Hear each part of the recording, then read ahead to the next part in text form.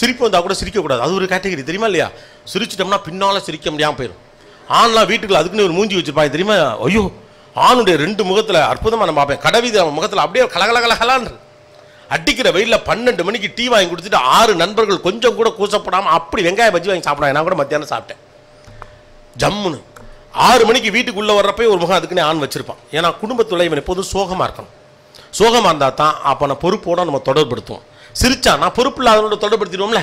Our cut and ரைட்டாக இருப்பார், அமைதியானவர், கோபக்காரர், யாருகிட்ட முகம் கொடுத்து கூட பேச மாட்டார். இந்த மாதிரி ஒரு ஆளை எதோடெல்லாம் தொடர்பு படுத்துவீங்க? பொறுப்பானவர், கண்டிப்பானவர், ஒழுக்கமானவர், நேர்மையானவர். யோசிச்சு பாருங்க. அந்த மூஞ்சி 5 நிமிஷம் பார்க்க முடியாது, கடுகடுன்னு வச்சிருப்பான். அவனுக்கு எவ்வளோ நல்ல பேர். 4 பேர் சந்தோஷமாக சிரிக்கிற மாதிரி ஒருத்தன் வச்சிருந்தானா அவனுக்கு பொறுப்பு இல்லாதவன்னு பேர். அப்போ மகிழ்ச்சியை நீங்கள் எங்கேயே டிஸ்கனெக்ட் பண்ணிட்டீங்க, லைஃப்லேருந்து டிஸ்கனெக்ட் பண்ணிட்டீங்க. பொறுப்பு இல்லாதவன் தான் சிரிப்பான், பொறுப்பு இல்லாமல் இருக்கிறவன் தான் ஜாலியாக பேசிக்கிட்டே இருப்பான். ஏன் ஜாலியாக பேசிகிட்டு இருக்கவங்க வந்து பொறுப்பாக இருக்கக்கூடாதுன்னு அவசியம் இருக்கா? என்னுடைய தொழில் நிமித்தமாக எனக்கு நிறைய பேர் சந்திப்பதற்கான வாய்ப்புகள் கிடைத்திருக்கிறது. பெரிய பெரிய அரசியல் தலைவர்கள், பெரிய பிஸ்னஸ் பீப்புள், ரொம்ப சக்ஸஸ்ஃபுல்லான ஆட்கள், சயின்டிஸ்ட்டுகள், பெரிய ஞானிகள் எல்லாமே என்னுடைய தொழில் நிமித்தமாக அவர்களை பேட்டி காண்பதற்கான வாய்ப்பு கிடைச்சிது. இவங்க எல்லாரும் பேட்டி காணும்போது நான் நிறைய விஷயத்தை கவனிச்சுக்கிட்டே இருப்பேன். அவங்ககிட்ட இதை நம்ம கற்றுக்க முடியுமான்னு சின்ன வயசில் இந்த வாய்ப்பு கிடைச்சதுனால எனக்கு இருந்துச்சு. ஆனால் இவங்க எல்லார்ட்டையும் நான் காமனாக ஒரு விஷயம் பார்த்துருக்கேன். ஒவ்வொருத்தரும் அறிவாளியாக இருப்பாங்க, புத்திசாலியாக இருப்பாங்க, அக்ரெசிவான ஆளாக இருப்பாங்க, ஸ்பெஷலைஸ்டாக இருப்பாங்க, they are very good at the departments அப்படிலாம் இருக்கலாம். ஆனால் இவங்க எல்லாத்தையும் காமனாக நான் பார்த்த ஒன்று நகைச்சுவை உணர்வு தான். நீங்கள் ரொம்ப சீரியஸாக பார்க்குறாலாம் சிரிக்க சிரிக்க பேசி நான் பார்த்துருக்கேன். ஆச்சரியமாக இருக்கும், இந்த மனுஷனா இப்படி சிரிக்க சிரிக்க பேசுகிறாரு அப்படின்னு நமக்கு ஆச்சரியமாக இருக்கும். ஏன் அவர் இப்படி நான் எதிர்பார்க்கவே இல்லை அப்படின்னு நமக்கு ஒரு கற்பிதம் இருக்கும். இப்படிப்பட்டவர்கள் இப்படித்தான் இருப்பார்கள், நாமும் அப்படியே இருப்போம், அப்படியே இருப்போம் அப்படின்னு நினச்சிக்கிறோம். நமக்கு சில அபிப்பிராயம்லாம் இருக்கும்ல, இவரும் இப்படி தான் இருப்பார் அப்படின்னு. நான் ஒரு பெரிய எழுத்தாளருடைய வீட்டுக்கு ஒரு முறை போனேன். அவர் இப்போ இறந்து போயிட்டார். மிகப்பெரிய எழுத்தாளர், ரொம்ப பிடிக்கும் அவர். அவரோட பேசுவதே சிரமமாக, பட் அவரோட எனக்கு நல்ல பழக்கம் இருந்தால் ஒரு நாள் அவர் வீட்டுக்கு போனேன். அவருடைய மகன் என்னுடைய நண்பர். அவர் தான் என்னை பைக்கில் கூட்டிகிட்டு போகிறாப்பெல்லாம். அப்போ என்கிட்ட பைக் இல்லை. ஸோ அவர் வந்து நானும் அந்த பகுதியில் இருந்ததுனால என்னை ஆஃபீஸ் போல் அவர் கூட்டு போவாப்பில். சில நேரம் நான் சீக்கிரம் கிளம்பிட்டேன்னா வந்து வடை இட்லிலாம் சாப்பிட்டுட்டு நேராக அங்கே வீட்டுக்கு போய்டும். அப்போ போகிறப்ப இவர் பார்க்கலாம்ல, அதுக்காண்டி நான் போனப்போ ஒரு நாள் அவர் கதவை திறந்தார். வந்து எனக்கு ஆச்சரியமாச்சு, என்ன அவர் வந்து கதவு திறக்கிறான்ட்டு. என்ன நீங்களே கதவை திறக்கிறீங்க அப்படின்னு. என் வீட்டு கதவை அப்புறம் நீ யாரா திறப்பா அப்படின்னாரு. எனக்கு ஆமாம்ல, இது அவர் வீடு, அவர் திறக்கிறார், நாமளாக வச்சுருக்கோம். அவர் எழுத்தாளர், எப்பொழுதும் இப்படி உட்காந்து இப்படியே பேசி எழுதி கொண்டே இருப்பார். கோபிநாத் தூங்கும்போது கூட கோட் போட்டே இருப்பார் அப்படின்னு நினைக்கிற மாதிரி. It is a statement that we believe that this kind of a world we judge this world. இந்த உலகத்தை பற்றி நம்ம ஜட்ஜ் பண்ணுறோம். ரீசெண்டாக ஒரு வருஷத்துக்கு முன்னால் ஒரு பெரிய ஒருத்தரை சந்திப்பதற்கான வாய்ப்பு அவர் என்னை வர சொல்லியிருந்தார். அவரை நான் பார்க்க போயிருந்தேன். சில விஷயங்கள் பேசணும் உங்கள்கிட்டன்னு வர சொன்னார். அவர் ஒரு அசகாய சூரர் என்னுடைய பார்வையில். ஓகே, அப்போ போயிட்டு இருந்துச்சு, நான் உட்காந்து பேசிகிட்டு இருந்தோம். அங்கேருந்து அவருடைய உதவியாளர் வந்து இவர் காதில் ஏதோ சொன்னார். என்னென்னு கேட்டால், ஏதோ டிவியில் முக்கியமான நியூஸ் ஏதோ வருது சார், டிவியை போடுங்கன்னு சொல்லி கொடுத்துருப்பார். டக்குனு அவர் அந்த ரிமோட் எடுத்து அவர்கிட்ட கொடுத்தாரு. அவர் அந்த ரிமோட்டில் அதை போட்டார். போட்டால் ஓடலை, ஆனாகலை. திரும்ப திரும்ப அமுக்குனார், ஆனாகலை. பட்டுன்னு என்ன பண்ணார், டக்குன்னு 2 தடவை இங்கே தட்டினார். தட்டிட்டு போட்டார், ஓடிச்சு. எனக்கு நான் யோசிச்சேன், ஓ இவ்வளோ பெரிய ஆளும் ரிமோட்டு ஓடலைன்னா இதான் செய்வாரா? ஏன்னா நம்ம கணக்கு என்னென்னா, அவர்கிட்ட நான் கேட்டேன், என்ன நீங்களும் தட்டுறீங்கன்னு. ஆமாம், நார்மலாகவே அது ஓடலைன்னா பார்த்தீங்கன்னா கோபி 2 தடவை தட்டுனா ஓடும் அப்படின்னார். நாம தான் ஏதோ நினச்சி வச்சுருக்கோம். We judge this world according to our convenience. இந்த உலகம் வேறு மாதிரியாக இருப்பதற்கான காரணம் இந்த உலகத்தை நாம் வேறு மாதிரி பார்க்கிறோங்கிறது தான். அந்த வேறு மாதிரி பார்ப்பதுக்குள்ளே பல புத்திசாலித்தனங்களை அடக்கி வைக்கிறோம். அவனை நம்பக்கூடாது, இது ஒரு புத்திசாலித்தனம். எதில் இருக்கவே துரோகியாக தான் இருப்பான், இது ஒரு புத்திசாலித்தனம். உன் பக்கத்து வீட்டுக்காரன் சொந்தக்காரன் எல்லாருமே பொய்யா தான் அவங்ககிட்ட பழகிறான், இது ஒரு புத்திசாலித்தனம். எவனையும் நம்பாத தம்பி அப்படின்னு பிள்ளைகளுக்கு போதிப்பது ஒரு புத்திசாலித்தனம். இதெல்லாம் நீங்களாக கற்பனை செய்து கொண்ட காண்டாமிருக மாதிரி 2 பல்லு வச்சு கொம்பு வச்சு இந்த உலகத்துக்கு நீங்கள் டிசைன் பண்ண பிக்சருக்கு கொடுக்குற reaction. People are so good, you know. நீங்கள் அதை நம்பணும். எவ்வளவோ துரோகம், வன்மம் எல்லாவற்றுக்கும் பிறகும் நான் மனிதர்களை தீவிரமாக நேசிக்கிறேன். மனிதர்களை விட மனித வாழ்க்கையில் யாரால் மேம்பாடு செய்ய முடியும்? எல்லா துரோகங்களை பற்றி பேசுகிறோம். போய் ஒரு ஆஸ்பத்திரியில் பாருங்கள், ஏன் ஒரு பிரைவேட் ஆஸ்பத்திரியில் போய் பாருங்கள். ஏதோ ஒரு விபத்தில் திடீர்னு அடிபட்டு ஒருத்தன் படுத்து கிடக்கிறானா, தலைமாட்டில் டெய்லி ஷிஃப்ட் வச்சு ஒரு சொந்தக்காரன் வந்து நின்றுக்கிட்டு தான் பாஸ் இருக்கான். இல்லாமலாம் ஒன்றும் போயிடல. இன்னமும் காலையில் இட்லி தோசை திங்கிறான், மிஞ்சி போனால் சப்பாத்தி திங்கிறான், அவ்வளோதான். இவ்வளோதான் நம்ம லைஃப். சாதாரண ஒரு வாழ்க்கை தான். எப்படி மனிதன் துரோகம் செய்வான்? ஏதோ ஒரு கட்டத்தில் உங்களுடைய படிப்புக்காக உங்கள் சொந்தக்காரன் உதவாமலா இருந்தான், எதிர்த்து விட்ட அங்கிள் நீங்கள் நல்லா படிக்கிற பிள்ளை அப்படிங்கிறதுக்காக உங்களுக்கு ஸ்கூல் ஃபீஸ் கட்டலையா என்ன? போனால் போகட்டும்பா, 1000 இருக்கட்டும், நல்லா படிக்கிறவன், அவனோட ஸ்கூல் ஃபீஸை நானே கட்டேனே. எத்தனை வாத்தியாருங்க இறங்கி எத்தனை பிள்ளைங்க இங்கே படிக்க வச்சிருக்காங்க. இவர்கள்லாம் மனிதர்களே இல்லையா? ஆனால் உங்கள் கண்ணை உறுத்துறது யார்? அந்த ஒத்த கெட்டவன். அந்த ஒத்த கெட்டவன் அவனை போட்டுத்தல்ட்டா நீங்கள் சரியா இருங்க. ஆனால் அவன் உங்களை போட்டு தள்ளாமல் சாக மாட்டான். The matter is the perception towards the world. நம்ம எப்படிலாம் நினைக்கிறோம், உலகம் மோசமாக இருக்கிறதுன்னு நினைச்சிக்கிட்டே இருக்கோம். அதனால தான் உலகத்தின் மீது நமக்கு எரிச்சலும் அன்பின்மையும் கோபமும் வருகிறது. இந்த உலகம் மோசமானது நீங்க நம்பிக்கிட்டே இருக்கீங்க. இந்த உலகம் மோசமாலாம் கிடையாது. நாம எப்படி இருக்கோம் அப்படிங்கிறதா. பணம் வந்த பிறகு அவர் மாறிவிட்டார் அப்படின்னு நம்ம சொல்லுவோம் இல்லையா? பணம் வந்தவனே அவனுக்கு திமிரு வந்துருச்சு. எல்லாத்தையும் அவன் மேலே போடவே மாட்டான், பணத்து மேலே தான் போடுவான். பணம் வந்தவனே ரொம்ப ஆடம்பரம் பண்றார். பணம் வந்த பிறகு அவர் யாரையும் மதிப்பது கிடையாது. பணம் விட இந்த இறக்க குணத்தை பிடுங்கி தின்று விட்டது கிடையாது. பணத்துக்கு எந்த குணமும் கிடையாது, மனிதனுக்கு தான் குணம் இருக்கு. பணம் அவன்கிட்ட என்ன குணம் இருக்கோ அதை வெளியில காட்டிடும், அவ்வளவுதான். அவன் ஏற்கனவே இரக்கமில்லாதவனாக இருந்தால் பணம் வந்த பிறகு அவன் இரக்கமில்லாதவன் என்பது தெளிவாக தெரிஞ்சிடும். ஏற்கனவே அன்பானவனாக இருந்தால் அவன் பணம் வந்த பிறகு எல்லோருக்கும் கொடுத்து உதவுவான், அப்போ ரொம்ப அன்பானவன் தெரிஞ்சிடும். ஏற்கனவே அவன் கருமியா இருந்தால் பணம் வந்தால் நல்லா இறுக்கி வச்சுக்கிட்டு அவனே அது மேலே படுத்து தூங்கிக்குவான், அவன் கருமின்னு தெரிஞ்சிடும். பணம் யார் அவன் எப்படிப்பட்டவன் வெளியில காட்டுமே வெளியே பணம் வந்து ஒருத்தனை மாத்தாது. நாமளா தான் கற்பிதம் பண்ணிக்கிறோம், பணம் வந்து ஒருத்தனை மாத்துது. பணம் வந்து எல்லாரையும் மாத்தினா இந்த உலகத்தில் தர்மவான்கள் லட்சம் பேர் வந்திருக்கணும், கெட்டவர்கள் லட்சம் பேர் வந்திருக்கணும், எதுவே நடக்கலையே. நீங்கள் யாராக இருக்கிறீர்கள் என்பது இந்த உலகத்திற்கு பணம் அடையாளம் தான் காட்டும். அப்போ பணத்தை பற்றின பெர்செப்ஷனே தப்புங்கிற மாதிரி வாழ்க்கை பற்றின பெர்செப்ஷனும் தப்பு இருக்கு. உங்க மனசுக்குள்ள கோபம் இருக்குன்னு வச்சுக்கோங்களேன், இந்த உலகத்தில் நடக்கிற எல்லாமே சரியில்லைன்னு தோணும். பிரச்சனை வெளியிலே கிடையாது, எல்லாருமே சரியில்லை. நான் கரெக்ட் ரூட்ல தான் போனேன், எதிர்த்தாப்புல தான் அவன் தான் தப்பா வந்தான், அவனை அதை தான் சொல்லுவான். ஒரு ஆக்சிடென்ட்ல சின்ன மோதல்ல எடுத்த உடனே அவன் மேல தப்புன்னு நீங்களும் உன் மேலதான் தப்புன்னு அவனு ஏன் சொல்றோம்னு கேட்டா அடுத்தவன் தான் தப்புன்னு நம்மளே முடிவு பண்ணி வச்சிருக்கோம். காரணம் என்னன்னா உள்ளுக்குள்ள கோபம் இருக்கு. when your mind is in anger the world will show you what is it நேச்சுரலா ஒழுங்கா இல்லைங்கிற ஒரு எண்ணத்தை உங்களுக்கு தரும். உங்க மனசுக்குள்ள ஆங்கர் இருக்கிற வரைக்கும் நீங்க அன்ஃபேர்னஸை வெளியில பார்ப்பீங்க. உங்க மனசுக்குள்ள பயம் இருக்கிற வரைக்கும் வெளியில ஃபெயிலியரை பார்ப்பீங்க. அந்த ஃபெயிலியர் என்ன சொன்னா எதையுமே செய்ய விடாது. அந்த பயம், நான் தோத்துருவேன், தோத்தா 4 பேர் தப்பா சொல்லுவான், தோத்துட்டா ஐயே இப்படிலாம் இருந்தவங்க இப்படி ஆக்கிட்டான் அப்படிமா, தோத்துட்டா எங்க அப்பா சொத்து அருமையா அமைச்சு இருந்தாரியா அந்த பயில அவ்வளவு பேர் வந்து அழிச்சு விட்டு போயிட்டாங்க அப்படின்னு. அவன் இந்த உலகத்துல வாழ்றதை நீங்க எதோட தொடர்படுத்துறீங்க, யாரோ ஒருத்தர் சர்டிபிகேட் உங்களுக்கு கொடுத்துக்கிட்டே இருக்கணும். இவன் நல்லவன், இவன் கெட்டவன், இவன் அற்புதமானவன். இல்லை இதுக்குன்னே சில பேர் ஆள் வச்சிருப்பாங்க. எவன் இல்லைன்னு வச்சுக்கோங்களேன், இதுக்குன்னே ஆள் வச்சிருப்பாங்க.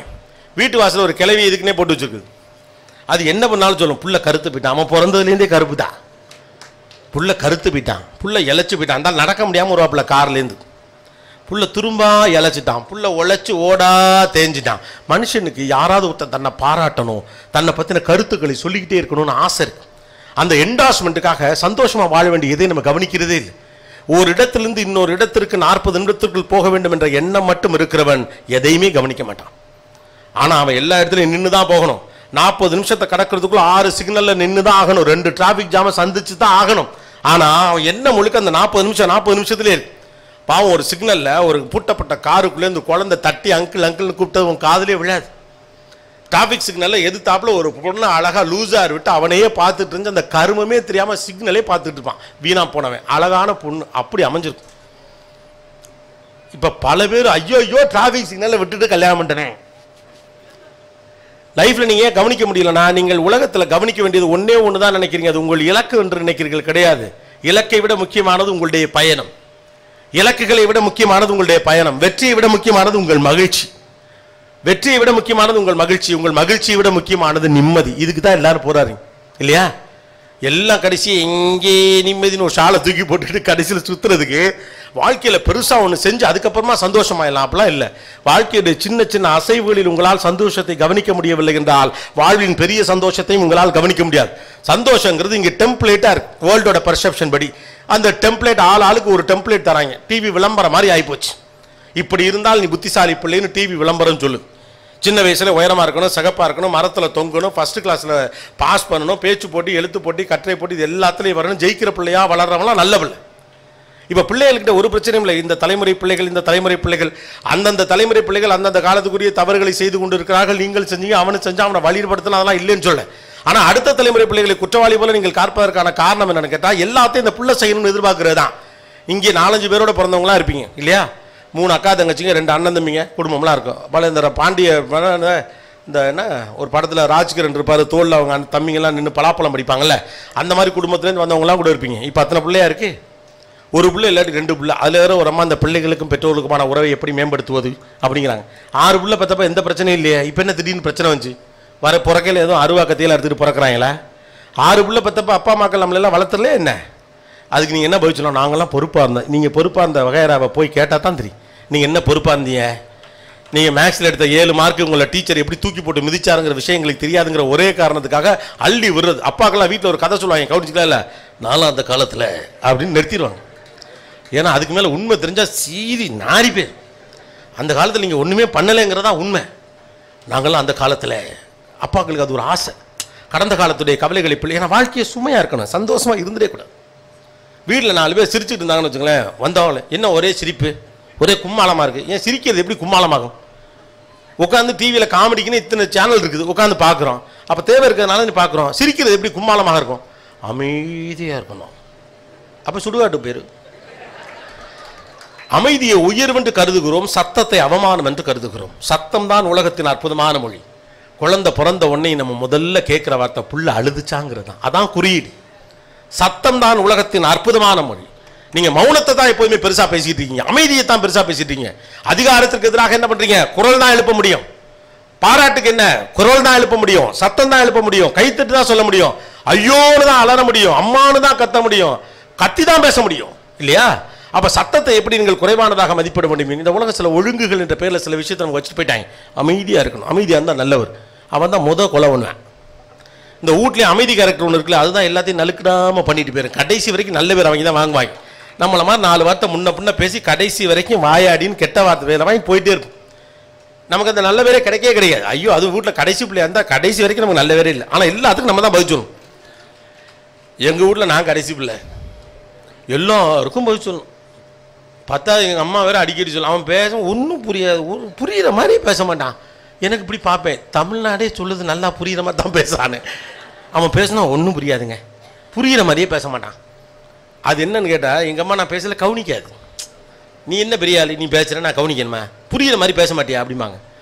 அப்போ த பர்செப்ஷன் டுவர்ட்ஸ் எவ்ரி ஒன். உங்கள் பர்செப்ஷன் பற்றினது வேறு, எங்கள் அம்மாவோட பர்செப்ஷனை பற்றின வேறு. அவங்களுக்கு நான் பிள்ளை அவ்வளவுதான், அவங்களுக்கு இந்த எந்த இடைச்சல்கள் இந்த பிரச்சனைகள்லாம் கிடையாது. அப்போ இங்கே எங்கே வந்து மாட்டிக்கிட்டு அப்படின்னா, வாழ்க்கையில் சில விஷயத்தை அந்த சில செட்டப் கீழே ஒழிச்சு வச்சுருக்கோம். நவீனமாக அதை பேசினா அதை தப்புன்றாங்க. எப்படி அமைதி தானே முக்கியமானது, சந்தோஷமாக இருக்கலாம் நீ சொல்றியே, வாழ்க்கையில் போராட வேண்டும், உழைக்க வேண்டும், கஷ்டப்பட வேண்டும், கடைசியில் நாண்டுக்கிட்டு சாக வேண்டும். எதுக்குன்னு முதல்ல வாழுங்க. இப்போ அந்த பிரச்சனை எல்லாத்தையும் என்ன பண்ணுங்க, இந்த சக்ஸஸ்ங்கிற ஒரே மந்த்ராவை கையில் எடுத்து வச்சுட்டு வாழ்க்கையை வாழாமல் கடைசி வரைக்கும் அதை சக்ஸஸ்ன்னு சொல்றீங்க. The path is more important than the destination. நீங்கள் பயணிக்கிற பாதை தான் உங்கள் இலக்கை விட மிக முக்கியமானது. உங்கள் இலக்கை நோக்கிய பயணம் மட்டும் சரியாக இல்லை என்றால் இலக்கை நீங்கள் அடைந்த பிறகும் கூட மகிழ்ச்சியாக இருக்க முடியாது. நீங்கள் பணம் பண்ணுறீங்களா, மகிழ்ச்சியாக பணம் பண்ணணும். வளர்றீங்களா, மகிழ்ச்சியாக வளரணும். பேசுறீங்களா, மகிழ்ச்சியாக பேசணும். சிரிக்கிறீங்களா, மகிழ்ச்சியாக சிரிக்கணும். எதுலேயும் சந்தேகம் இருக்காது. அது குழந்தையுடைய வாழ்க்கையை போல இருக்கணும். பிள்ளைகளாம் தோற்றுருவாங்களோங்கிற பயம், அவர் சொன்ன மாதிரி எல்லாத்துக்கும் பயம். அவரோட பயம் என்னன்னு தெரியல, அதனால அப்பயே டிஃபைன் பண்ணுங்கன்னு. மனைவி குறித்த பயமா, சமூகம் குறித்த பயமா, சொந்தக்காரங்க குறித்த பயமா, யார் குறித்த பயம், பிள்ளைகள் என்ன ஆவார்களோ என்ற பயமா. இப்போ இருக்க அம்மா அப்பாக்களுக்கு பிள்ளைகள் என்ன வாங்க தான் பெரிய பயம். நம்மளாம் நீங்கள் ஒன்று மட்டும் புரிஞ்சுக்குங்க, நான் சொல்கிறது வேணா இப்போ ஒத்துக்க வேண்டாம், யார் கையே தட்ட வேண்டாம், மண்டையெல்லாம் ஆட்ட வேண்டாம். வீட்டில் போய் யோசிச்சு பாருங்கள், நீங்களே நல்லா வந்துட்டிய. இது நம்ம பிள்ளைகளை வச்சுட்டு சொல்ல முடியாது. நாம் பண்ணதுக்கெல்லாம் நாமளே நல்லா தான் இருக்கோம். அப்போ நம்ம பிள்ளையெல்லாம் ஓஹோன்னு இருக்கும் தானே நினைக்கணும். உண்மை தானே. ஆனால் இவர்களை எப்படியாவது காப்பாற்றிடணும். ஐயோ, இந்த டீச்சருங்கெல்லாம் கவனிச்சிருக்கீங்களா? இங்கெல்லாம் நிறைய டீச்சர்ஸ் உண்டுல, கன்னியாகுமரி நாகூரில் நிறைய டீச்சர்ஸ் உண்டு. ஸ்கூல்ஸ்லாம் பார்த்தீங்கன்னா ஒவ்வொரு வருஷமும் சொல்லுவாங்க, இந்த மாதிரி ஒரு மோசமான பேட்சை என் வாழ்க்கையில் நான் பார்த்ததே இல்லை அப்படிம்பாங்க. ஆனால் ஸ்பெஷல் என்னென்னா ஒவ்வொரு வருஷமும் அதை சொல்லுவாங்க. அப்போ அவங்க பார்வையில் அவங்க ஒரு நல்ல பேட்சை கூட பார்க்கலையா? இல்லை, எந்த பேட்சுமே நல்ல பேட்சில்னு அவங்களாவே நினச்சிக்கிறாங்க. எல்லாரும் மோசமானவர்கள் நீங்கள் தீர்மானிக்கப்பட்ட பிறகு இந்த மோசமான உலகத்துக்குள் வாழ்வது துயரம் தானே. சுற்றி இருக்கவங்களாம் நல்லவே நீங்கள் நம்ப ஆரம்பிச்சுன்னா வாழ்க்கை மகிழ்ச்சியாக இருக்கும். ட்ரெயினில் எதிர்த்தாப்பில் உட்காந்துருக்கவங்க பொட்டியை திருடத்தான் வந்திருக்கான்னு நீங்கள் முடிவெடுத்துறா, கடைசியில் அவன் தூங்கிடுவான், நீங்கள் தூங்க முடியாது. நான் என்ன சொல்கிறேன், பொட்டியே போனாலும் போட்டு ஒரு நாள் தூக்கமாக நிம்மதியாக இருக்கட்டுமே. நான் ஒரு முறை இது மாதிரி வெளியூருக்கு ட்ரெயினில் வரப்போ ஒருத்தர் எனக்கு எதிர்த்தாப்பில் உட்காந்தார், கொஞ்சம் பெரியவர். அவர் என்னை பார்த்தார், சிரித்தார். நானும் அவரை பார்த்தேன், சிரித்தேன். நாமளாம் நினச்சிக்கோம்ல, நமக்கு நம்மளை அவர் தெரியுங்கிற கணக்கில் நான் சிரிச்சுக்கிட்டேன். அப்புறம் என்ன ஆச்சு, கொஞ்ச நேரம் ஆச்சு, அவர் என்ன, நான் ஒரு புக்கு வச்சு படிச்சுக்கிட்டு இருந்தேன். எனக்கு ட்ரெயின்லலாம் பெருசாக தூக்கம் வராது, அந்த மாதிரி இருக்கும். அது இந்த அடைச்சாப்பில் இருந்தாலும் எனக்கு ஒரு மாதிரி பதட்டமாக இருக்கும். அவர் என்ன சொன்னார், தம்பி எப்போ படிப்பீங்க அப்படின்னு கேட்டார். இல்லைங்க, நான் சத்தனை நான் லைட் ஆஃப் பண்ணிடுங்க, இந்த இப்படி திருப்பினோடனே அந்த உள்ளே இருக்குது தெரியுமா, இப்படி ஓப்பன் பண்ணால் லைட்டாக சின்னதாக ஒரு லைட் வரும், அந்த புக்கு ரீடிங்காகவே ட்ரெயினில் இருக்கும். நான் இதை ஓப்பன் பண்ணிக்கிறேங்க. இல்லை தம்பி நீங்கள் படிங்க, நான் முழிச்சிருக்கேன். நான் படிக்கிறதுக்கு இவரது முழிச்சிருக்கேன்னு நினச்சிட்டு நான் அந்த வெளிச்சத்தையும் கம்மியாக வச்சு அதுக்கிட்ட பக்கத்தில் வச்சு நான் படிச்சுட்டே வந்தேன்.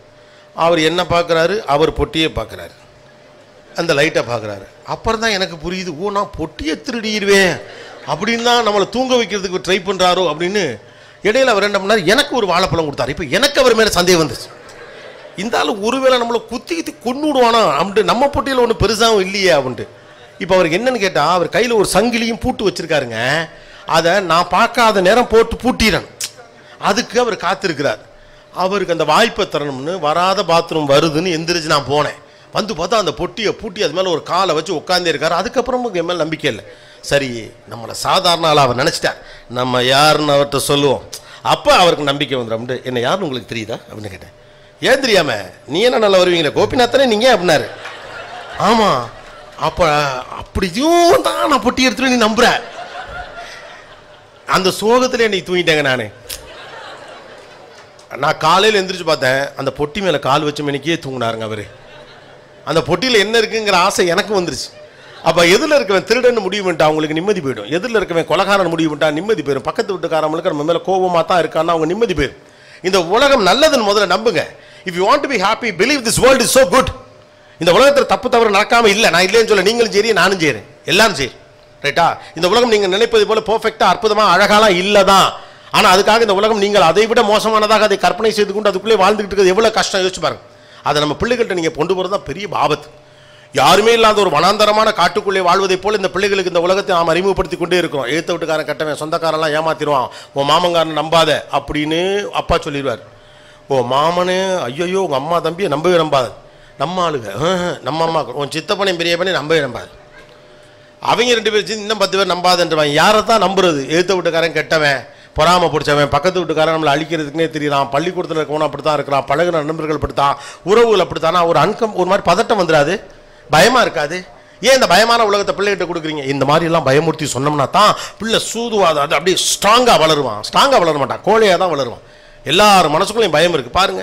அவருக்கும் பயம் இருக்குது. அவராக வெளியில் சொல்லிட்டார். இப்போ நான்லாம் சொல்லலை, அவ்வளோதான். எனக்கும் பயமாக தான் இருக்கு.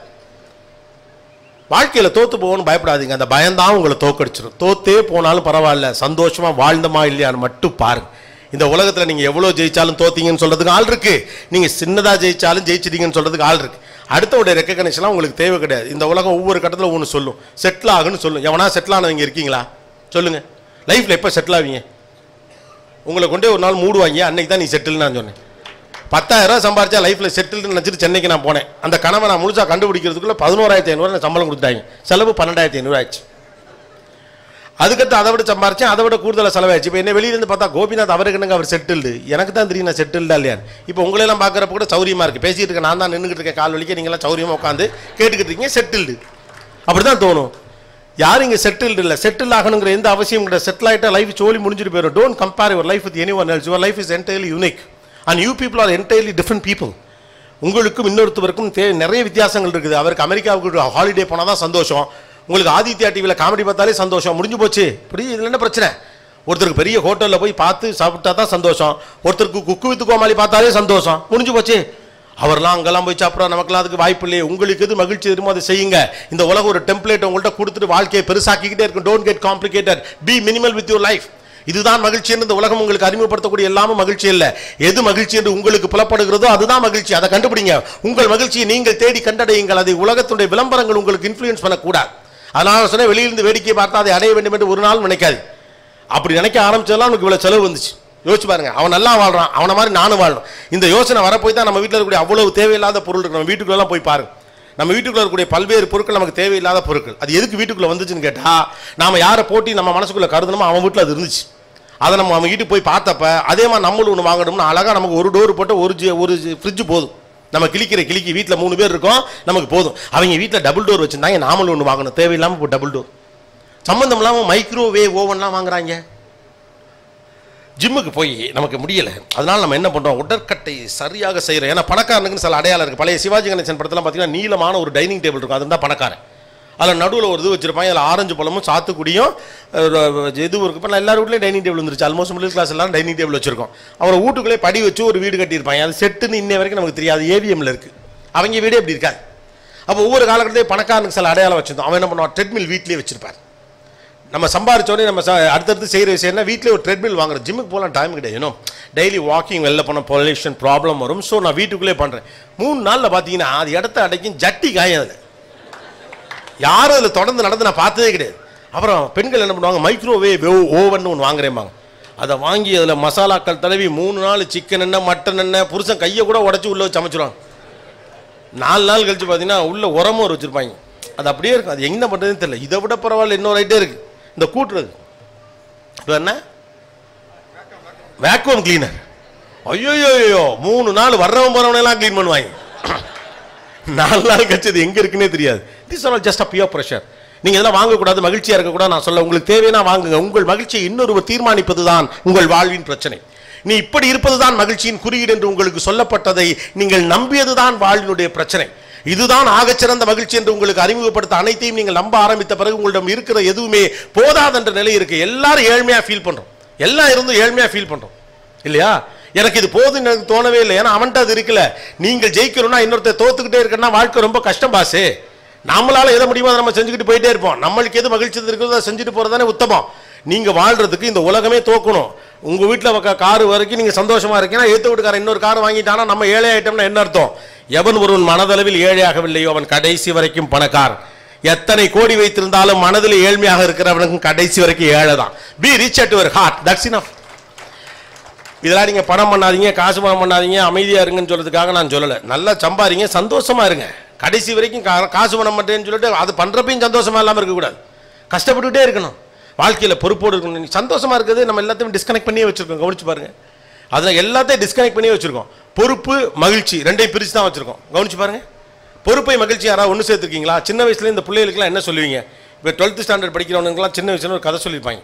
2ஆம் கிளாஸ் படிக்கிறப்பே சொல்லுவாங்க, இந்த வயசில் நீ நல்லா படிச்சுன்னா பின்னால் ஜாலியாக இருக்கலாம் அப்படிமா. எது 2ஆம் கிளாஸ் படிக்கிற பிள்ளைகிட்ட இந்த வயசில் நீ நல்லா படிச்சுன்னா பின்னால் ஜாலியாக இருக்கலாம். ஏன் படிக்கல ஜாலியாக இருக்க முடியாது? நோனோ, படிப்பு என்பது சுமையானது. வாழ்க்கை எப்படி சுமையானதோ, அப்பா அம்மாக்கள் எப்படி சுமையானவர்களோ, இந்த வாழ்க்கை பாரத்தை எப்படி சுமக்கிறோமோ அப்படி இந்த படிப்பை நீ சுமக்கணும். அது உன் பொறுப்பு. பொறுப்பை நீ கடக்கணும். 2ஆம் கிளாஸில் நல்லா படிச்சுட்டீங்கன்னா நல்லா இருக்கும். அப்புறம் 6ஆம் கிளாஸ் வந்தோடனே சொல்லிடுவாங்க, இப்போ நீ மேலே வந்துட்டப்பா பெரிய இடம் 6ஆம் கிளாஸ்லாம் அப்படின்னு சொல்லி. இப்போ நீ நல்லா படிச்சிட்டீங்கன்னா 8th ஸ்டாண்டர்டு ஒரு செமி பப்ளிக் மாதிரி அதில் நல்லா ஸ்கோர் பண்ணலாம். அப்போ என்ன பண்ணணும்? பொறுப்பாக இருக்கணும். சந்தோஷமாலாம் இருக்கக்கூடாது. படிக்கிற பிள்ளை பண்ணுற வேலையை அது மாதிரி சிரிச்சிடக்கூடாது. சொந்தக்கார தாயப்பில் வீட்டுக்கு போயிடக்கூடாது. கிளவி சாவுக்கு போயிடக்கூடாது. கொடைக்கு போயிடக்கூடாது. எதுக்கும் போயிடக்கூடாது. கிரிக்கெட் மேட்ச்லாம் பார்த்துடக்கூடாது. ஆனால் இவங்க எல்லாம் பார்ப்பாங்க. இவங்க எல்லாத்தையும் இந்த உலகத்திலே கோவிட் வர்றதுக்கு முன்னாலே கோவிட் ப்ரோட்டோக்காலை ஃபாலோ பண்ண பரம்பரை நம்ம பரம்பரை தான். 10ஆம் கிளாஸ் படிச்சுட்டாலே அவன் கோவிடில் இருக்கான்னு அர்த்தம். தனி ரூம் கொடுத்துருவாங்க. தட்டு சாப்பாடு மட்டும் உள்ளே போகும். யார் எதுக்கும் போகக்கூடாது. எவனும் ஃபோன் பண்ணக்கூடாது. எவனும் வரக்கூடாது. இவங்க இவனை பற்றியே பேசிக்கிட்டே இருப்பாங்க. அவன் காதுபடியே பேசுவாங்க. அவன் விடிய விடிய படிப்பான். என்ன படிக்கிறான்? எனக்கு ரொம்ப கவலையாக இருக்குது. இவனை நினச்சே எனக்கு அவன் வெறி. அவன் இதை கூட்டி அவனை நினச்சி தான் எனக்கு அவ்வளோ கவலை இருக்குது. நீங்கள் உங்களை பற்றி நினைங்க. அவன் அவனை பற்றி நினைப்பான். அப்போ என்ன சொல்றீங்க? நீங்கள் பொறுப்பாக இருக்கிறது மகிழ்ச்சியாக இருக்காது. பொறுப்பை கடை. 6ஆம் கிளாஸை கடந்து வா. 8ஆம் கிளாஸ் அப்போ என்ன சொல்லுவாங்க? இந்த 9ஆம் கிளாஸ் மட்டும் நல்லா படிச்சுட்டா 10th ஈஸிம்பாங்க. இந்த லாஜிக் எனக்கு என்னன்னே தெரியல. 10th மட்டும் ஒரு 450 மார்க் எடுத்துட்ட, அதுக்கப்புறம் லைஃபே ஜாலிப்பா, செம சந்தோஷமா இருக்கலாம். ஒரு பிரச்சனையும் கிடையாமா. முட்டி மோதி என்னென்ன முடியுமோ எல்லாத்தையும் பண்ணி வர்றவன் போகிறவனுக்கெல்லாம் பதில் சொல்லி, வர்றவன் போகிறவன்லாம் சாமியை கும்பிட்டு 90 பூசி விடுவாங்க, கோயிலுக்கு கூட்டி போவாங்க. எல்லா வேண்டுதலுக்கும் நம்ம மொட்டை அடிச்சு எல்லாம் பண்ணி 10th 450 மார்க் எடுத்து முடித்தவனே சொல்லுவாங்க, தம்பி 11th பப்ளிக் 11th மட்டும் நல்லா படிச்சுட்டேன், 12th நல்ல மார்க் எடுக்கலாம். சரி தொலை, 12th நல்லா படிப்போம். படித்து நல்ல மார்க்லாம் எடுத்து வெளியில் வந்து நாமளாம் நினச்சிக்குவோம் காலேஜிலலாம் பழைய படம் மாதிரி ஒரே ஒரு நோட் எடுத்துகிட்டு போனால் போதும். அங்கே போனோடனே ஜாலியாக இருக்கலாம். முதல் நாளே கேர்ள்ஸ்லாம் வருவாங்க, டான்ஸ்லாம் ஆடலாம், வாத்தியாரெலாம் ஒன்றுமே சொல்ல மாட்டான். அவனுங்க தூக்கி போட்டு வாயிலே குத்துவானோ. இதுக்கு ஸ்கூலே தேவையில்ல, முதல் நாளே கதற அளவுக்கு இருக்கும் காலேஜ். அப்போ வந்து உங்கள் அம்மாட்ட சொல்லுங்களேன், என்னம்மா காலேஜுக்கெலாம் போன பிறகு வாழ்க்கை சந்தோஷமாக இருக்கும், ஜாலியாக இருக்கும், பொறுப்பு இல்லாமல் இருக்கலாம், மகிழ்ச்சியாக இருக்கலாம்னு சொன்னீங்களேம்மா அப்படின்னு கேட்டால், என்ன 4 வருஷமா 3 வருஷமா நல்லா படித்து ஒரு வேலை போட்டால் ஒன்று யார் கேட்க போகிறா?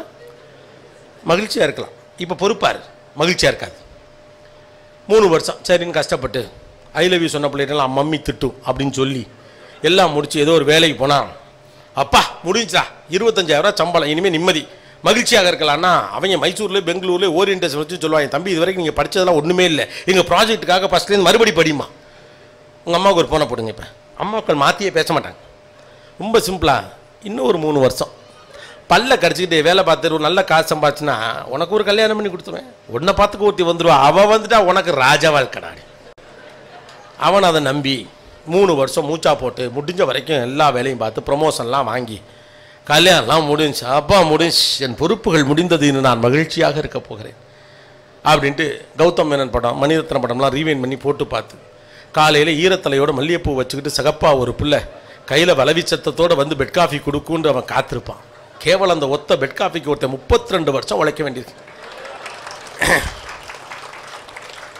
அதை நினச்சிக்கிட்டு அப்படியே தலைவர் அப்படியே மறுநாள் அப்படியே அந்த கனவுலேயே இருப்பாப்புல. கிளீன் கிளீன் ஒரு சவுண்டு கேட்கும்.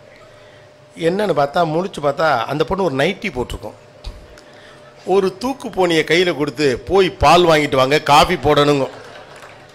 அந்த பெட் காஃபி குடிக்கவே பால் வாங்க நாம தான் போகணுங்கிற உண்மை தெரிகிறதுக்கே 30 வருஷம் ஆயிரம்.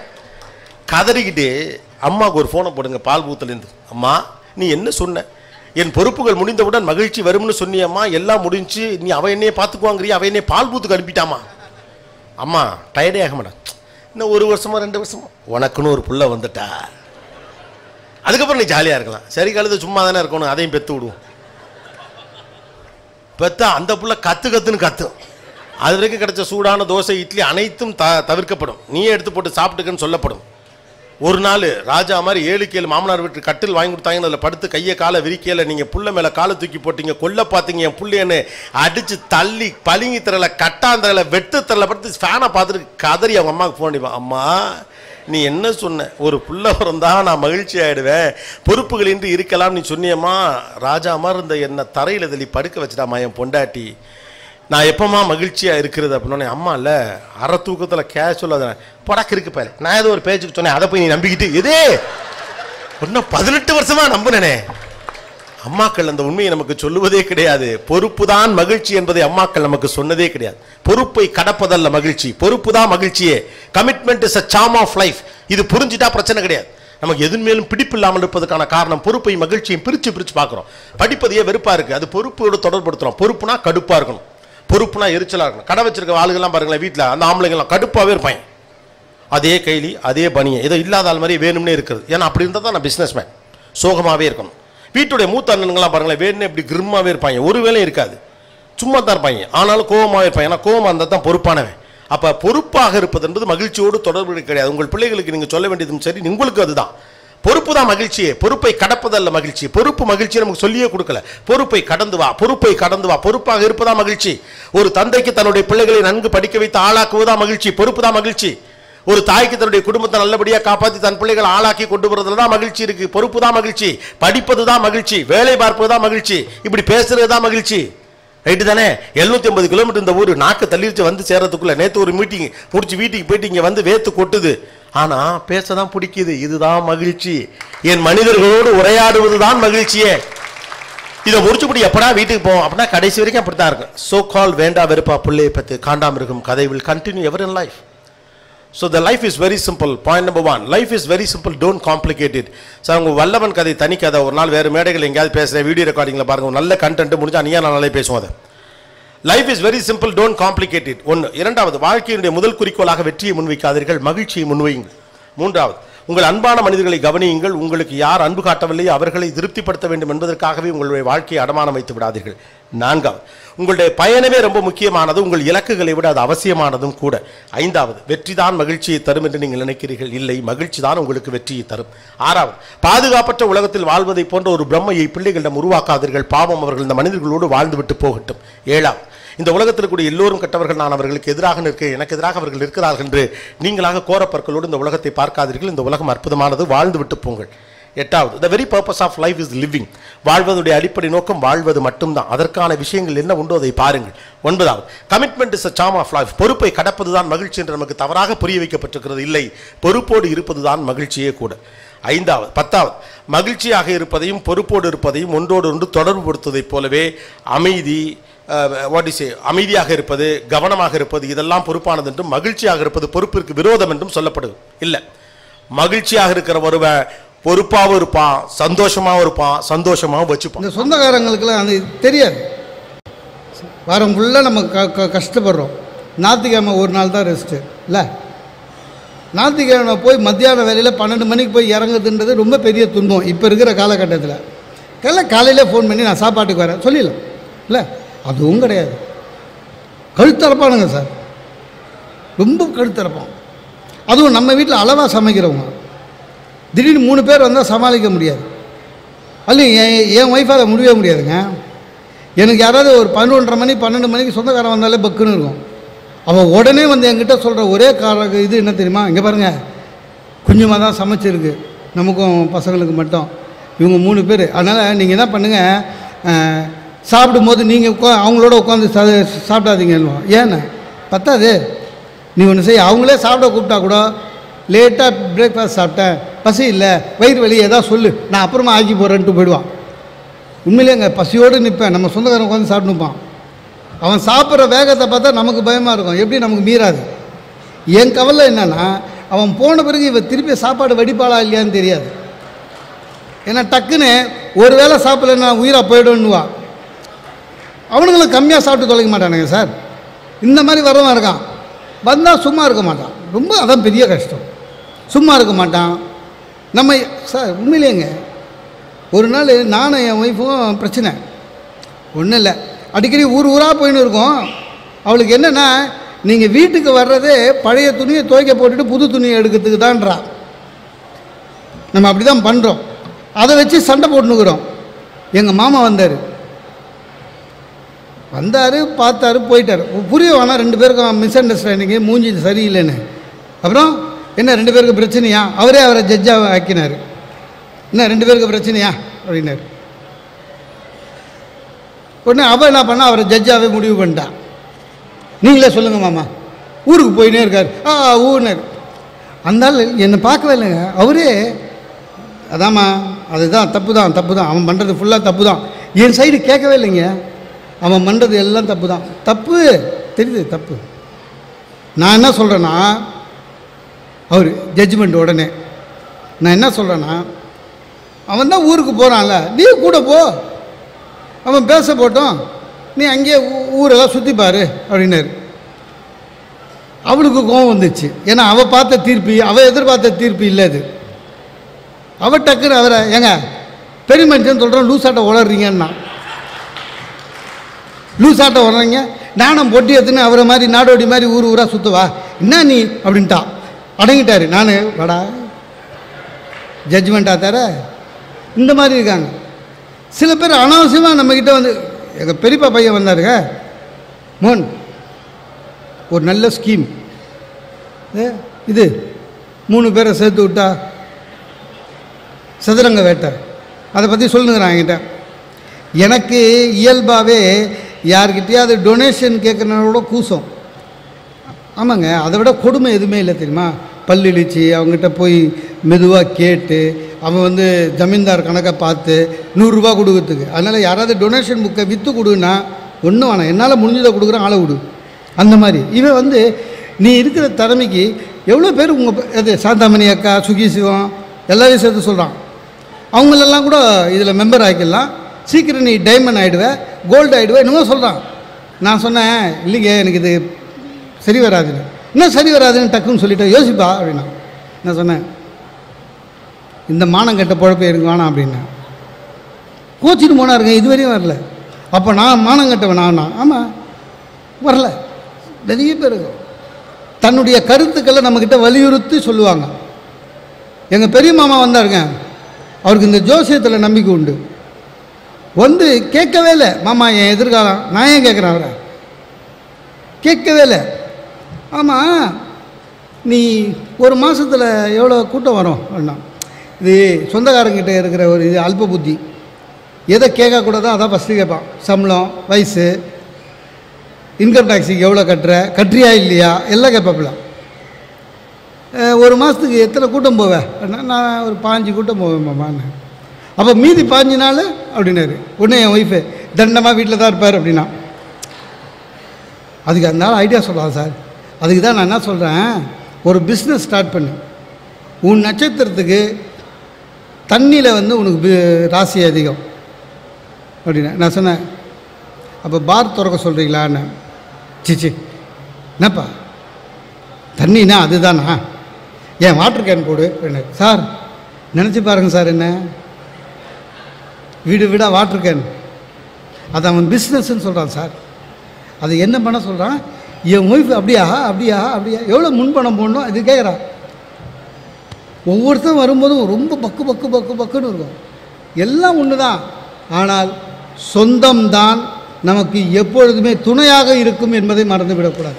நிறைய பிரச்சனை வரும் சார், பிரச்சனை வராமல் சொந்தக்காரங்க இல்லை, பிரச்சனை வரும். எல்லாமே தான். ஒன்றே ஒன்று, உங்களுக்கு எது முடியும் அப்படின்னா, இன்றைக்கி எல்லாரும் எதை நோக்கி ஓடிக்கொண்டு இருக்கிறோம்? வள்ளுவர் அதையும் சொல்கிறார். எதை நோக்கி ஓடுறோம்? பணம். இந்த 21ஆவது நூற்றாண்டின் மிகப்பெரிய கடவுள் பணம் தான். பணத்தை நோக்கி ஓடுறோம். வள்ளுவன் சொல்கிறாரு, டேய் இருந்தால் தான் உனக்கு மதிப்பு, பணம் இருந்தால் தான் மதிப்பு, இல்லாதவரை எல்லாருமே மதிக்கவே மாட்டாங்க. வள்ளுவர் சொல்கிறாரு. உண்மை அது. ப்ராக்டிக்கலாக பாருங்கள் சார். நம்மக்கிட்ட பணமே இல்லைங்க. சொந்த தாய் மாமா நம்ம கல்யாண இன்விடேஷனில் நம்ம பேரே கிடையாது. பார்த்துக்கிறீங்களா? காசு இல்லைன்னா நம்ம பேரை இன்விடேஷனில் கூட போட மாட்டோம். சில பேர் அதுக்கே சண்டை போடுறதுக்கு கல்யாணத்துக்கு போவான். கல்யாண நடுவில் சண்டை நடுவில் கேட்பான், என் பேரை ஏன் இன்விடேஷனில் போடல, அதை நேரில் கேட்க தான் வந்தேன். டே இது வரக்கூடாதுன்னு தான் அவன் போடல, இன்விடேஷனில் போட மாட்டான். இதே நீங்கள் காசு இருந்தது வச்சுங்க, உங்கள் வரவை அன்புடன் எதிர்நோக்கும் உங்கள் பேர் போடுவான். காசு கடவுளுங்க, அதான் உண்மை. பாரதி, மகாகவி பாரதி ஏழ்மையில் இருந்தவன். ஆனால் அவன் சொல்லும்போது என்ன சொல்லுகிறான்? பணத்தினை பெருக்குன்னு சொல்கிறான். அதான் உண்மை. உண்மையிலேயே ஒரு அங்கீகாரம் பணத்துக்கு தான் சார். ஒன்றும் இல்லைங்க, ஒரு 50 லட்சம் ரூபா டெபாசிட்டு நம்ம பேரில் இருக்குதுன்னு வச்சுக்கோங்க. ஒரு உதாரணத்துக்கு சொல்கிறேன், உண்மையில் 50 லட்ச ரூபா டெபாசிட் நம்ம பேரில் இருக்குதுன்னு வச்சுக்கோங்க. ஒவ்வொரு வருஷமும் ஒன்றும் இல்லை, அது நினச்சாலே மகிழ்ச்சியாக இருக்கும். நினச்சாலே ஒரு ஒரு ஒரு தன்னம்பிக்கை வரும். அந்த தன்னம்பிக்கையை கொடுப்பது பணம் மட்டும்தான். உண்மையே அதானே. இந்த இங்கே இருக்கான்னு தெரியல, சென்னையிலலாம் ஆட்டோவில் எழுதியிருப்பாங்க சார், கருவறை முதல் கல்லறை வரை சில்லறை தேவை. அது உண்மை. உண்மை. எல்லா இடத்துக்கும் பணம் தேவை சார். எனக்கு நல்ல ஞாபகம் இருக்குது. பிரசவத்துக்கு என் ஒய்ஃபை அட்மிட் பண்ணியிருந்தேன். எல்லா அப்பாங்கள் மாதிரியும் வராண்டாவில் சுற்றின்னு இருந்தேன். லேபர் வார்டிலேருந்து ஒரு ஆயம்மா வந்தது, மோகனசுந்தரம் அப்படின்ச்சு. எங்கள் அம்மா கூட என்னை பேர் வச்சு கூப்பிட மாட்டாங்க, தம்பின்னு தான் கூப்பிடுவாங்க. இந்த ஆயம்மா மோகனசுந்தரம்ச்சு. சொல்லுங்கம்மா, உங்கள் ஒய்ஃபுக்கு குழந்தை பிறந்துச்சுச்சு. என்ன குழந்தை? என்ன துடுகுடு இருந்துச்சு. எனக்கு என்ன குழந்தைன்னு பிறக்கிறதுக்கு நம்ம காசு கொடுக்கணும், வேறு வழி இல்லை. எங்கள் தாத்தா சொன்னல இறந்தார். இறந்தவுடனே இடுகாட்டுக்கு போனோம். அங்கே அந்த தோழர் என்ன பண்ணார், கடைசியாக மூஞ்சி பார்க்குறவங்க மூஞ்சி பார்க்கலான்னாரு. சரி தாத்தா மூஞ்சியை கட்சியாக பார்த்துலாமேன்னு கிட்ட போனேன். துடுகுடுனாரு. எங்கள் மூஞ்சி பார்க்க பிடிக்கலன்னா அவரே போய் சேர்ந்தார். அவர் மூஞ்சி பார்க்கறதுக்கு எதுக்கு நாங்கள் கொடு. அதான் கல்லறை முதல் கருவறை எல்லாத்துக்கும் பணம் தேவை. பணம் முக்கியம். பணத்தினை பெருக்கு. பணம் இல்லைன்னா இந்த உலகத்தில் எதுவுமே இல்லை. ஒரு மரியாதை கிடைக்குங்க. ஒரு வீட்டில் ரிட்டையர் ஆகிட்டு 65 வயசில் பெரியவர் இருக்காருங்க, காலிங் பெல் அடிக்குது. இவர் போய் திறக்கிறாரு. ஒரு பையன் இவரை பார்த்து கேட்குறான், வீட்டில் யாரும் இல்லை அப்படின்னு. இவர் தான் திறக்கிறாரு.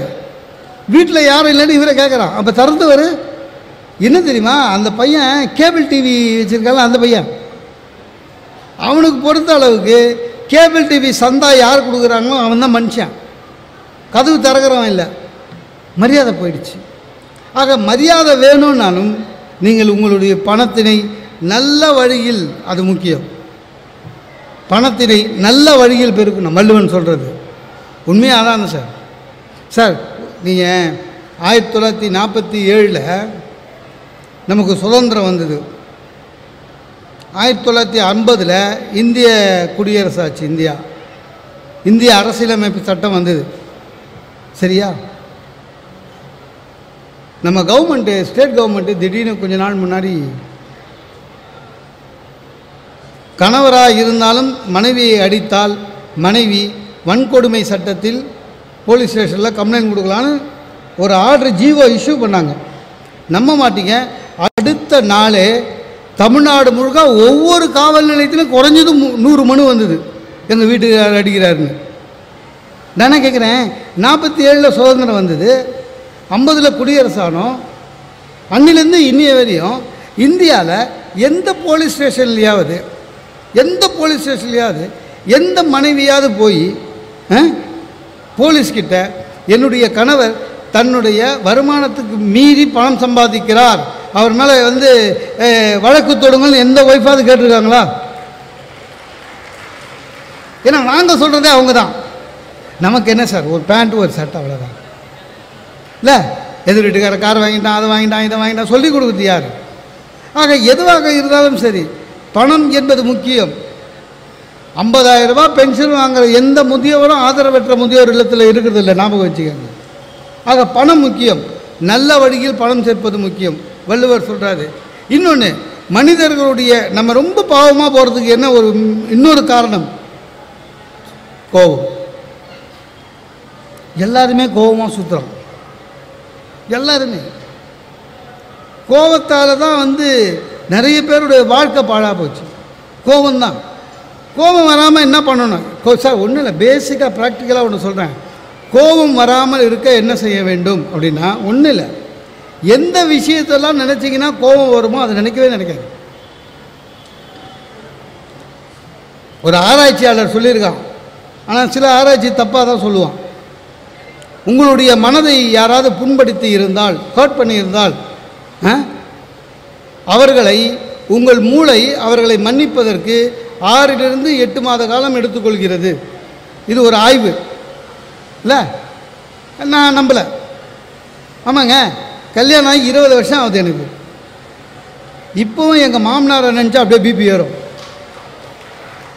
சார். நம்ம பொண்ணு எப்படின்னு தெரிஞ்சு நம்மளுக்கு கல்யாணம் பண்ணி கொடுத்துருக்காரு. அதனால் அதெல்லாம் சும்மா. ஆனால் உண்மையிலேயே கோபத்தை விடுவது தான் ரொம்ப பெரிய விஷயம்.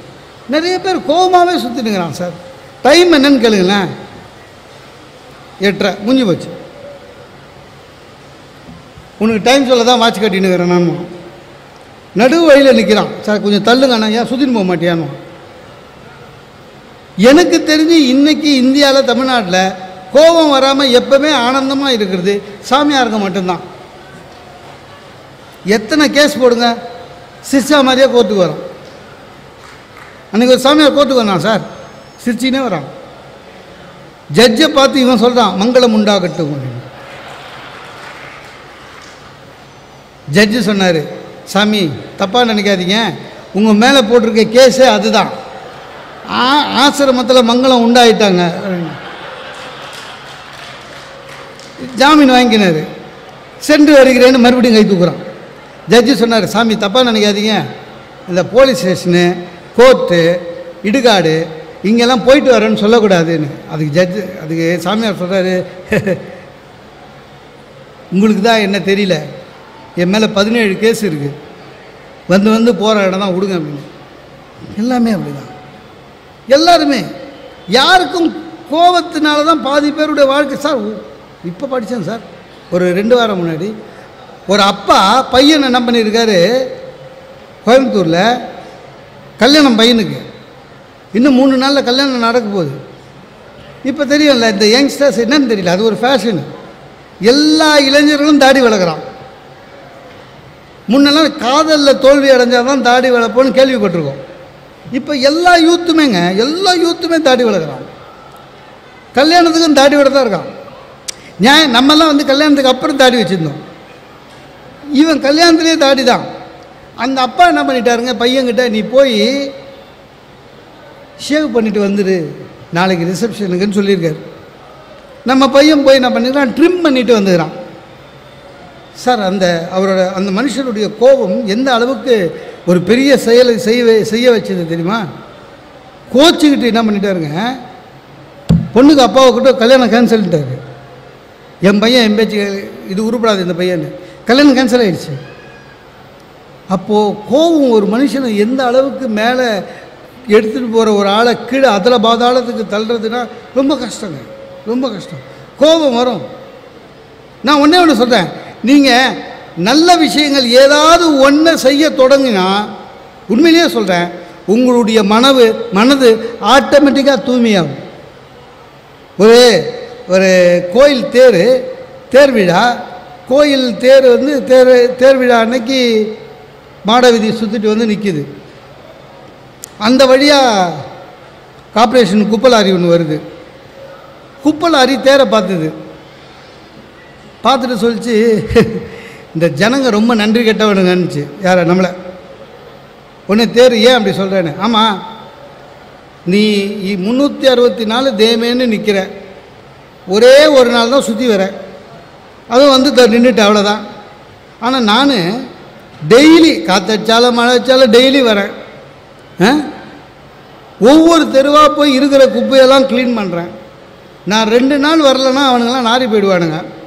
ஆனால் இந்த ஜனங்க எவ்வளோ நன்றி கேட்டவங்க. நீ வரும்போது உன்னை பார்த்து கன்னத்தில் போட்டுக்கிறான், நான் வரும்போது என்னை பார்த்து மூக்க முடிக்கிறான்.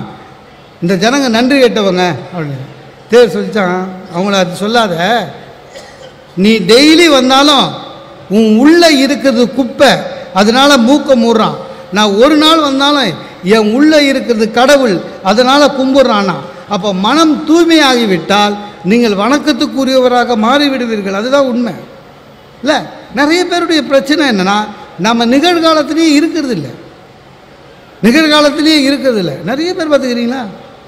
ஒன்று கடந்த காலத்தில் இருப்பான், இல்லைன்னா எதிர்காலத்தில் இருப்பான். நாங்களாம் சார் அந்த காலத்தில் ஒரே தெருவில் 2 வீடு வச்சுருந்தான் சார். இப்போ வாடகை வீட்டில் இருக்கேன். அந்த காலம் மத்திய சில பேர் இருக்கான், எதிர்காலத்துலேயே இருப்பான். இன்னும் 5 வருஷம் சார், நம்ம லெவலே வேறு. இன்னும் 5 வருஷம் சார், இப்படியே 10 வருஷமாக சொல்லினுக்கிறான். ஆக நிகழ்காலத்தில் இருப்பது இல்லை. நீங்கள் நிகழ்காலத்தில் வாழ ஆரம்பித்து விட்டாலே உங்களுடைய வெற்றி நிச்சயம். அந்த சார் எல்லாமே மாறிட்டு வருது சார். வள்ளுவன் சொல்கிறான், உலகோடு ஒட்ட ஒழுக வேண்டும். உலகம் எந்த நாளைக்கு எப்படி மாறிட்டு வருதோ அதே மாதிரி மாறணும். மாறாமல் இருந்தால் நீங்கள் தேக்கம் பெறுவீர்கள். மறுபடியும் சொல்கிறேன், சுவாமி விவேகானந்தர் சொன்னது தான். என்ன? உங்கள் வாழ்க்கையில் நீங்கள் ஏதாவது ஒன்று பின்பற்றுங்கள், உங்கள் வாழ்க்கை முழுமையாகும் என்று சொன்ன விவேகானந்தருடைய வார்த்தைப்படி வள்ளுவன் சொன்ன ஏதாவது ஒன்று அதை பின்பற்றினால் உங்கள் வாழ்க்கையும் அர்த்தமாக மாறிவிடும் என்று சொல்லி வாய்ப்புக்கு நன்றி பாராட்டி விடைபெறுகிறேன். நன்றி. இந்த தகவல் உங்களுக்கு பிடிச்சிருந்தா லைக் பண்ணுங்க, உங்க ஃப்ரெண்ட்ஸுக்கு ஷேர் பண்ணுங்க, மறக்காம எங்க சேனலுக்கு சப்ஸ்கிரைப் பண்ணுங்க.